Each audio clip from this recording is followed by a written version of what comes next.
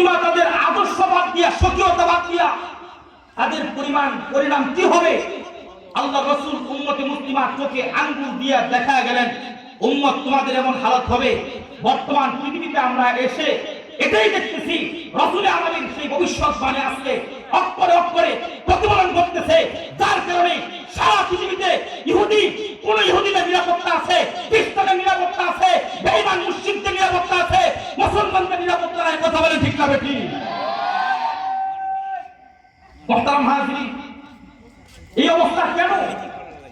এই হাদিসের মাধ্যমে রাসূল আরবি উম্মতের দুইটা বিষয়ের দিকে ইঙ্গিত করলেন। একটা হলো যে মুসলমানদের বিপর্যয় হবে, মুসলমানদের ক্রান্তিকাল আসবে, মুসলমানদের রক্তে আল্লাহর জমিন রঞ্জিত হবে, এটা হলো একটা কারণ।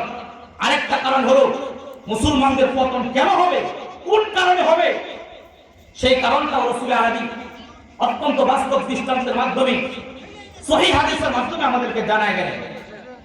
মুহতারাম হাজিরিন, রাসূলের পাকের হাদিসের ভান্ডারে অনেক হাদিস আছে।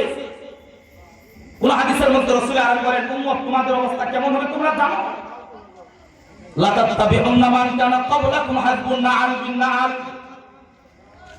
লা তাত্তাবিউন্না মান কানা ক্বাবলাকুম হাযবুন না'আল বিন না'আল, লা ইয়াতি আলাইকুম জামানুন কামা আতা আলা বনি ইসরাঈলা শিবরান বিশিবরিন ওয়া জিরাআন বিজিরা।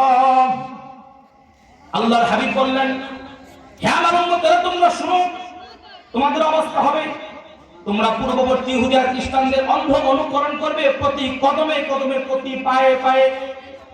হাত্তা ইনকারা হাত্তা ইয়াদুলা আহাদুহুম ফি যুহরি জাবিন লাদাবাহু আহাদুকুম।